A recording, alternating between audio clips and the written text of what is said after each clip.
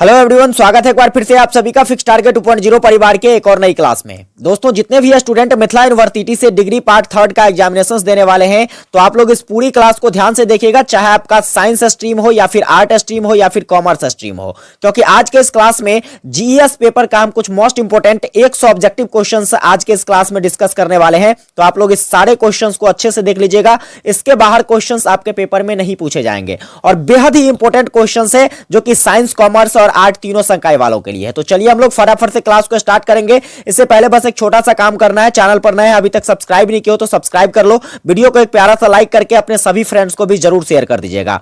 देखते हैं क्वेश्चंस की तरफ बढ़ते हैं। देखिएगा सबसे पहला क्वेश्चंस क्या कहता है मेरे भाई। सबसे पहला क्वेश्चंस आपका कहता है कि सबसे पुराना वेद कौन सा है। तो आपको याद रखना है सबसे पुराना वेद जो है आपका, यह कौन सा वेद है। तो ऋग्वेद को सबसे पुराना वेद कहा जाता है, सबसे प्राचीन वेद कहा जाता है। यदि आपसे पूछ लिया जाए कि सबसे नवीनतम वेद कौन सा है, तो सबसे नवीनतम वेद यानी कि याद रखना है आपको कौन सा वेद है, तो अथर्ववेद है। फिर देखेंगे अगला नंबर क्वेश्चन क्या कहता है कि झेलम नदी पर किसने लड़ाई किया। बहुत ही इंपॉर्टेंट क्वेश्चन है, आपको याद रखना है झेलम नदी। ठीक है, सबसे पहले तो आप ये जान लीजिए कि झेलम नदी आखिर है कहां पर। तो आपको याद रखना है झेलम नदी जो है यह जम्मू कश्मीर में है। कहां पर है? जम्मू कश्मीर में झेलम नदी है। और मेरे भाई यहां पर जो सही आंसर हो जाएगा, झेलम नदी पर जो लड़ाई लड़ा गया वह किसके द्वारा, तो पोरस और सिकंदर के बीच में लड़ाई लड़ा गया। नेक्स्ट क्वेश्चन देखिएगा क्या कहता है। तो अगला क्वेश्चन है कि सिंधु घाटी सभ्यता का सबसे बड़ा स्थल कौन सा है। तो आपको याद रखना है सिंधु घाटी सभ्यता का सबसे बड़ा स्थल जो है वह हड़प्पा है। इसके बाद देखेंगे अगला नंबर क्वेश्चन कहता है ऋग्वेद में ऋचाओं की संख्या कितनी है। बेहद इंपॉर्टेंट क्वेश्चन ये भी है और आपको याद रखना है ऋग्वेद में कुल ऋचाओं की संख्या जो है वह 1028 ऋचाएं हैं। कितनी ऋचाएं हैं? 1028 ऋचाएं हैं। यदि मैं आपसे बात कर लूं कितने मंडल है ऋग्वेद में, तो आपको याद रखना है कुल मिलाकर 10 मंडल है। कितने मंडल? 10 मंडलों का वर्णन है ऋग्वेद में। आगे देखेंगे अगला नंबर क्वेश्चन कहता है कि इसमें से किस ग्रंथ से सत्यमेव जयते लिया गया है। यह भी बेहद इंपॉर्टेंट क्वेश्चन है, याद रखिएगा सत्यमेव जयते जो लिया गया है यह कहां से, तो मुंडकोपनिषद से लिया गया है। ऑप्शन नंबर 20 का सही हो जाएगा। आगे बढ़ेंगे, देखिएगा अगला नंबर क्वेश्चन, छठा नंबर क्वेश्चन क्या कहता है। वीडियो थोड़ी सी लंबी जरूर हो सकती है क्योंकि यहां पर मैं आज पूरे 100 क्वेश्चन का डिस्कशन करने वाले हैं। अगला क्वेश्चन कहता है कि भारत के किस राज्य या केंद्र शासित प्रदेश में एकमात्र सक्रिय ज्वालामुखी जो है यह अवस्थित है। तो आपको याद रखना है कहां पर अवस्थित है, तो अंडमान और निकोबार द्वीप समूह में जो है यहां पर क्या है, तो एक सक्रिय ज्वालामुखी जो है यह अवस्थित है। आगे क्वेश्चन कहता है कि भारत में ठंडा मरुभूमि कौन सा है। तो भारत में जो ठंडा मरुभूमि है मेरे भाई वह कौन सा है, तो लद्दाख। याद रखना है आपको कि लद्दाख जो है भारत में एक ठंडा मरुभूमि है। आगे कहता है क्वेश्चंस कि निम्नलिखित में से किस राज्य में वंदीपुर राष्ट्रीय पार्क है। पार्क वाला जितना भी क्वेश्चंस है जरूर याद रखना, एक ना एक क्वेश्चंस पक्का पूछा जाएगा और इसके लिए अलग से भी मैं आपको एक क्लास प्रोवाइड कर दूंगा जितने भी इंपॉर्टेंट पार्क्स होंगे उन सभी के बारे में। तो यहां पर देखिए क्वेश्चंस पूछा गया है कि बंदी राष्ट्रीय पार्क जो है यह कहां पर स्थित है। तो आपको याद रखना है बंदी राष्ट्रीय पार्क जो है यह कर्नाटक में स्थित है। कहां पर स्थित है? कर्नाटक में स्थित है। आगे बढ़ेंगे, देखिएगा अगला क्वेश्चन क्या कहता है। तो अगला क्वेश्चन है माइका प्रचुर मात्रा में पाया जाता है कहां पर। तो माइका जो है यह प्रचुर मात्रा में कहां पाया जाता है, तो झारखंड में पाया जाता है। ऑप्शन नंबर पहला सही हो जाएगा। इसके बाद देखिएगा क्वेश्चन कहता है पंचायत के सदस्य होते हैं। तो पंचायत के जो सदस्य होते हैं वह कौन होते हैं, तो मेरे भाई आपको याद रखना है संबंधित निर्वाचन क्षेत्र के मतदाता द्वारा जो चुना जाता है वह क्या होता है, तो पंचायत के सदस्य होते हैं।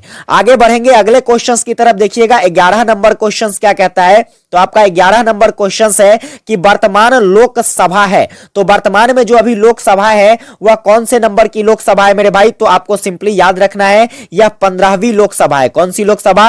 15वीं लोकसभा है। आगे देखेंगे अगला क्वेश्चन कहता है कि भारत में मतदाता की न्यूनतम आयु कितनी है। तो भारत में जो है मतदान करने का न्यूनतम आयु कितना है, तो 18 वर्ष के व्यक्ति जो है यह भारत में मतदान कर सकता है। आगे की तरफ बढ़ेंगे, देखिएगा 13 नंबर क्वेश्चन, राष्ट्रपति के कार्यकाल रिक्त हो सकता है राष्ट्रपति के किसके कारण। तो आपको याद रखना है राष्ट्रपति यदि इस्तीफा दे दे फिर भी उसका क्या हो सकता है, तो कार्यकाल रिक्त हो सकता है। मृत्यु हो जाए फिर भी उसका कार्यकाल रिक्त हो सकता है। पदच्युत हो जाए यानी कि पद त्याग कर दे तो क्या हो सकता है मेरे भाई, क्या कहते हैं, फिर भी राष्ट्रपति का कार्यकाल रिक्त हो सकता है। तो यहां पर इसका सही आंसर क्या हो जाएगा, ऑप्शन नंबर डी हो जाएगा, इनमें से सभी। आगे देखिएगा क्वेश्चन कहता है कि भंगड़ा किस राज्य से संबंधित है। भंगड़ा एक नृत्य है और यह नृत्य जो है यह कहां से संबंधित है, तो आपको याद रखना है भंगड़ा नृत्य पंजाब से संबंधित है। नृत्य वाला भी जो जितना भी क्वेश्चंस है यह भी आपको याद रखना है और इसके लिए भी मैं आपको एक कंप्लीट वीडियो जरूर प्रोवाइड कर दूंगा। देखिए कहता है आगे कि धूमर नृत्य कहां से संबंधित है, तो धूमर नृत्य जो है यह राजस्थान से संबंधित है। याद रखिएगा धूमर कहां से संबंधित है, तो राजस्थान से संबंधित है। आगे देखिएगा तुंगभद्र बांध जो है यह कहां पर अवस्थित है, तो तुंगभद्र बांध जो है यह कर्नाटक में अवस्थित है। और यदि पूछ लिया जाए आपसे कि तुंगभद्रा नदी जो है यह कहां पर है, तो यह भी कहां पर है मेरे भाई, कर्नाटक में ही है। आगे देखेंगे अगला क्वेश्चन कहता है कोसी बांध कहां पर अवस्थित है, तो मेरे भाई आपको याद रखना है कोसी बांध जो है यह बिहार में अवस्थित है। और पूछा जा सकता है कि बिहार का शोक किस नदी को कहा जाता है, तो आपको याद रखना है बिहार का शोक जो है यह कोसी नदी को ही कहा जाता है। आगे क्वेश्चंस कहता है भाखड़ा नांगल बांध किस नदी से संबंधित है, तो भाखड़ा नांगल बांध जो है यह किस नदी पर है, तो सतलज नदी पर है। और इसके बाद देखेंगे अगला क्वेश्चन क्या कहता है, क्वेश्चन है कि बेतला नेशनल पार्क जो है यह किस राज्य में स्थित है, तो बेतला नेशनल पार्क जो है मेरे भाई यह कहां पर स्थित है, झारखंड में स्थित है। कहां पर स्थित है, झारखंड में बेतला नंगल क्या कहते हैं, बेतला नेशनल पार्क स्थित है। आगे क्वेश्चंस देखिएगा क्या कहता है काजीरंगा नेशनल पार्क, ये पूछी जा सकती है, छपने वाला क्वेश्चंस है। और काजीरंगा नेशनल पार्क जो है यह कहां है, तो असम में है। आगे देखेंगे अगला क्वेश्चंस, देखिएगा अगला क्वेश्चंस क्या कहता है मेरे भाई, क्वेश्चंस कहता है आपका कि तेलंगाना के मुख्यमंत्री कौन है, तो देखिए आपको कमेंट करके बताना है कि वर्तमान में तेलंगाना के जो है मुख्यमंत्री कौन है। ये प्रीवियस ईयर क्वेश्चंस है, तो यहां पर इसका सही आंसर नहीं मिल पाएगा, इसलिए आपको क्या करना है प्यारा सा कमेंट करके बताना है तेलंगाना के वर्तमान मुख्यमंत्री कौन है। इसके बाद देखिएगा आगे गुजरात के मुख्यमंत्री कौन है, इसको भी आपको कमेंट करके बताना है गुजरात के जो है वर्तमान में अभी मुख्यमंत्री कौन है। इसके बाद देखिएगा कहता है पश्चिमी रेलवे का मुख्यालय कहां है, स्टार लगाइए, छपने वाला क्वेश्चन है पश्चिमी रेलवे का मुख्यालय जो है यह कहां पर है, तो आपको याद रखना है पश्चिमी रेलवे का मुख्यालय मुंबई में है। आगे क्वेश्चन कहता है बिहार विधानसभा के विपक्ष के नेता कौन है, तो बिहार विधानसभा के जो विपक्ष के नेता है, यह जो प्रीवियस ईयर क्वेश्चन है इसके अकॉर्डिंग अगर बात करें तो यहां पर तेजस्वी यादव हो जाएगा, ठीक है। लेकिन अभी तो वर्तमान में क्या है, तो यह विपक्ष के नहीं नेता है क्योंकि इनकी सरकार अभी है। और तेजस्वी यादव जो है वर्तमान में अभी बिहार के क्या है, तो उप मुख्यमंत्री हैं। क्या है, उप मुख्यमंत्री हैं। आगे देखेंगे अगला क्वेश्चन कहता है कि अलूवियल मृदा पाया जाता है, तो अलूवियल मृदा जो है यह कहां पर पाया जाता है, तो सिंपली आपको याद रखना है अलूवियल मृदा जो है यह कहां पर, तो झारखंड में पाया जाता है। आगे देखेंगे देखिएगा क्वेश्चंस क्या कहता है, देखिए 26 नंबर क्वेश्चन है आपका मेरे भाई, क्या कहता है लेटेराइट मृदा उपयुक्त होती है, तो लेटेराइट मृदा जो है यह किसके लिए उपयुक्त होता है, चाय के उत्पादन के लिए। किसके लिए, चाय के उत्पादन के लिए लेटेराइट मृदा जो है यह उपयुक्त होता है। चलिए आप कमेंट करके बताइए जलोद मृदा जो है यह किसके लिए उपयुक्त होता है, और जलोद मृदा भारत के किस भाग में पाया जाता है, यह आपको कमेंट करके बताना है। देखिए अगला क्वेश्चन कहता है गौतम बुद्ध को कहां ज्ञान प्राप्त हुआ, तो गौतम बुद्ध को जो ज्ञान की प्राप्ति होती है कहां पर होती है, तो बोध गया में होती है। और इसके बाद देखिए अगर आपसे पूछ लिया जाए कि गौतम बुद्ध के द्वारा अपना पहला उपदेश कहां दिया गया, तो आपको याद रखना है सारनाथ में। कहां पर, सारनाथ में इनके द्वारा अपना पहला उपदेश दिया गया। आगे देखिएगा क्वेश्चन कहता है किस प्लान के द्वारा भारतीयों के सत्ता का स्थानांतरण तथा देश का बंटवारा किया गया, तो आपको याद रखना है कि भारतीय क्या कहते हैं वह ऐसा कौन सा प्लान था जिसके तहत भारतीयों के सत्ता का स्थानांतरण करने के साथ साथ ही देश का बंटवारा किया गया, तो वह था आपका क्या कहते हैं, यहां पर देखिए क्या कहते हैं माउंटबेटन प्लान, जिसके तहत जो है मेरे भाई क्या किया गया, तो भारतीय सत्ता का स्थानांतरण और देशों का बंटवारा किया जाता है। आगे कहता है कौन सा अधिनियम विधायी शक्ति को केंद्र और राज्यों में बांटता है, तो आपको याद रखना है आर्टिकल्स वह कौन सा है, तो आर्टिकल्स भारत सरकार अधिनियम 1935 के तहत जो है यह क्या करता है, तो केंद्र और राज्यों को बांटता है। आगे देखिएगा क्वेश्चंस कहता है भारत का सबसे ज्यादा जनसंख्या वाला राज्य कौन सा है, तो भारत का जो सबसे जनसंख्या वाला राज्य है वो आपका यूपी है, उत्तर प्रदेश है। और वहीं पर यदि आपसे पूछ लिया जाए कि भारत का क्षेत्रफल की दृष्टि से सबसे बड़ा राज्य आपको पूछ लिया जाए, तो आपको याद रखना है राजस्थान जो है भारत का क्षेत्रफल की दृष्टि से सबसे बड़ा राज्य है।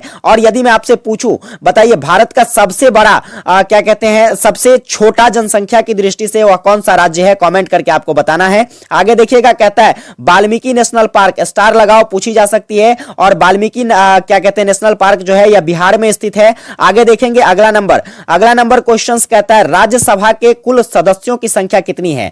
तो राज्यसभा के जो कुल सदस्य होते हैं वह कितने होते हैं मेरे भाई, तो 250 होते हैं। कितने होते हैं, 250 राज्यसभा के कुल सदस्य होते हैं। आगे देखेंगे अगला नंबर क्वेश्चन कहता है कि शेरशाह जो है, शेरशाह सूरी का मकबरा कहां पर स्थित है। तो शेरशाह सूरी का जो मकबरा है मेरे भाई वह सासाराम में स्थित है। आगे देखिएगा क्वेश्चन कहता है कौन सा जगह गुलाबी शहर के नाम से प्रसिद्ध है। स्टार लगाइए, क्वेश्चन पूछी जा सकती है। पिंक सिटी जयपुर को कहा जाता है। किसको कहा जाता है, पिंक सिटी जयपुर को कहा जाता है। अगला कहता है 2018 के एशियाई खेल के किस प्रतिस्पर्धा में भारत सबसे अधिक मेडल जीता। तो आपको याद रखना है क्या कहते हैं एथलेटिक्स में, किसमें, एथलेटिक्स में जो है भारत ने सबसे अधिक मेडल जीता। आगे क्वेश्चन कहता है राज्यसभा का सभापति कौन होता है। तो राज्यसभा का जो सभापति होता है वह होता है भारत के उपराष्ट्रपति। कौन होते हैं, भारत के उपराष्ट्रपति जो है यह क्या कहते हैं राज्यसभा के सभापति होते हैं। आगे क्वेश्चन कहता है बनारस हिंदू विश्वविद्यालय के संस्थापक कौन है।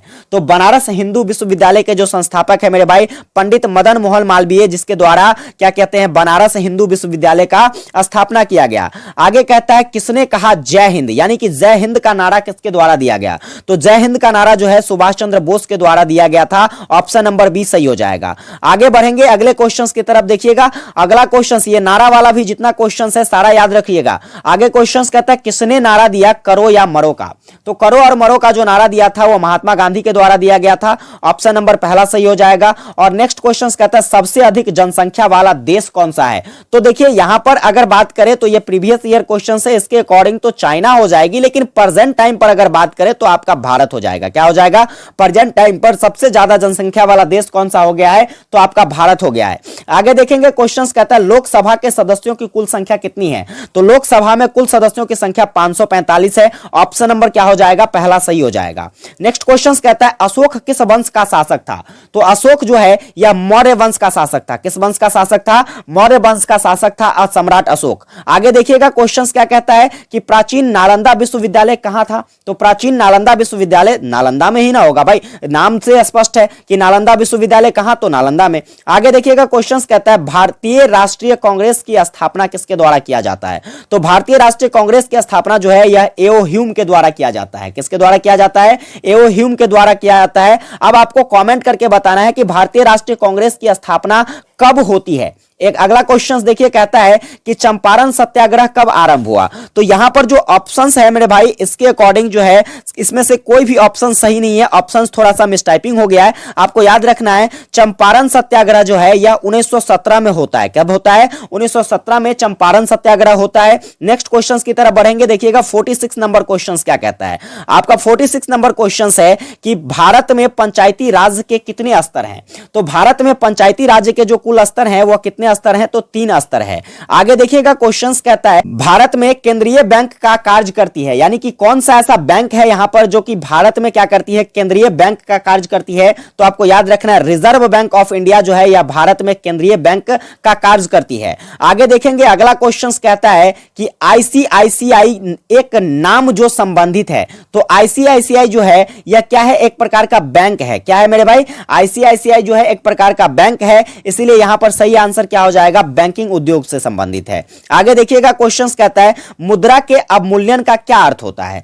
तो मुद्रा के अवमूल्यन का जो अर्थ होता है यह है मुद्रा के मूल्य में कमी के साथ प्रमुख अंतरराष्ट्रीय व्यापार में अवमूल्यन। ठीक है, यहां पर पहला ऑप्शन सही हो जाएगा। आगे क्वेश्चन कहता है निम्नलिखित में से कौन सा प्राथमिक रंग नहीं है। तो प्राथमिक रंग की श्रेणी में हरा रंग को नहीं रखा जाता है। ऑप्शन नंबर क्या हो जाएगा, सी सही हो जाएगा।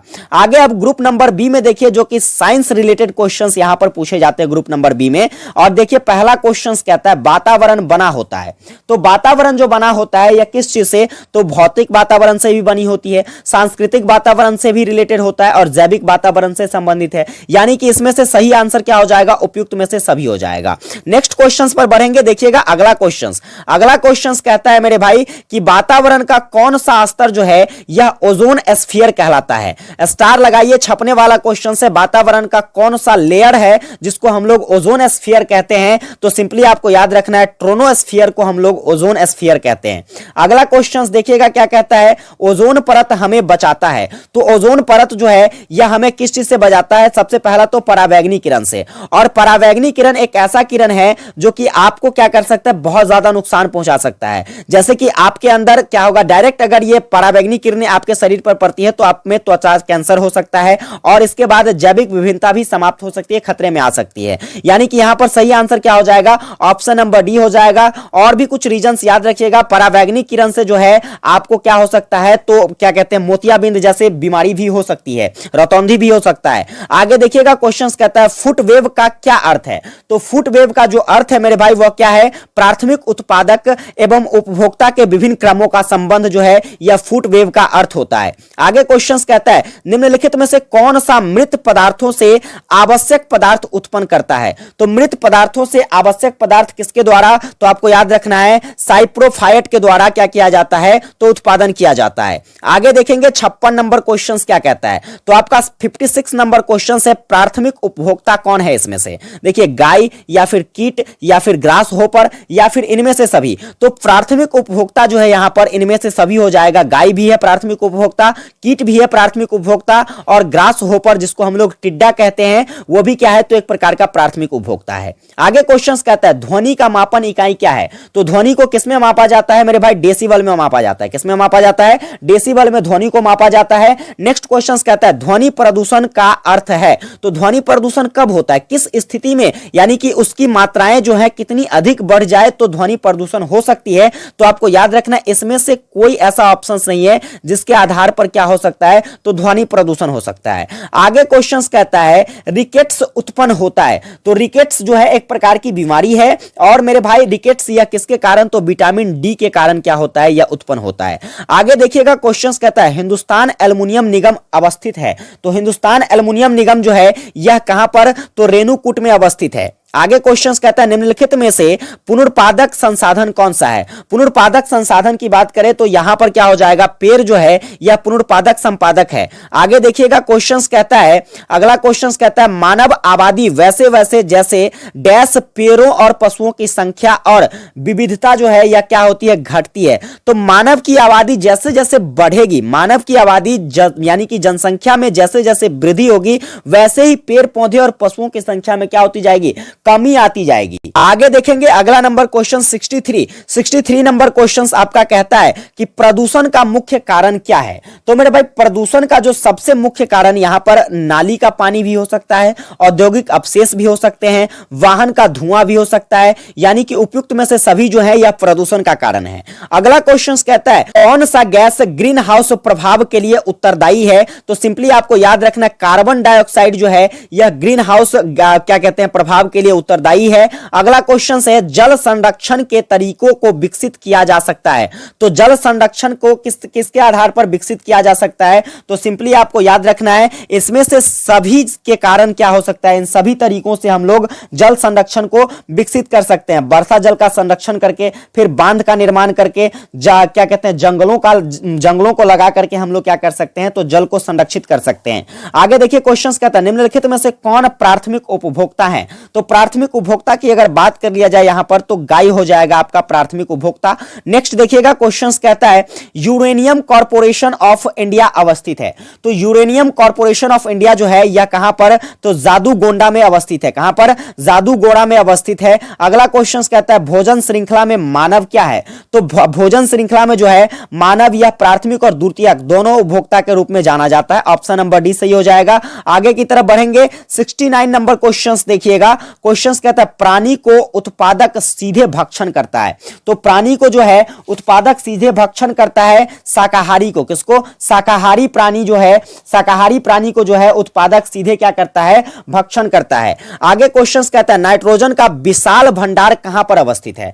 तो नाइट्रोजन का विशाल भंडार यह वायुमंडल में अवस्थित है, क्योंकि आपको पता है कि नाइट्रोजन कितने परसेंट, तो 78% जो है यह वायुमंडल में पाई जाती है। आगे क्वेश्चन कहता है प्रत्येक वर्ष विश्व पर्यावरण दिवस दिवस, ये दिवस के लिए एक अलग से सीरीज मैंने आपको प्रोवाइड कर दिया है, उस क्लास को आप जरूर देख लीजिएगा, आपका एक भी क्वेश्चन दिवस वाला नहीं छूटने वाला है। और बात कर लेते हैं विश्व पर्यावरण दिवस की, तो विश्व पर्यावरण दिवस जो है यह हर वर्ष 5 जून को मनाया जाता है। कब मनाया जाता है?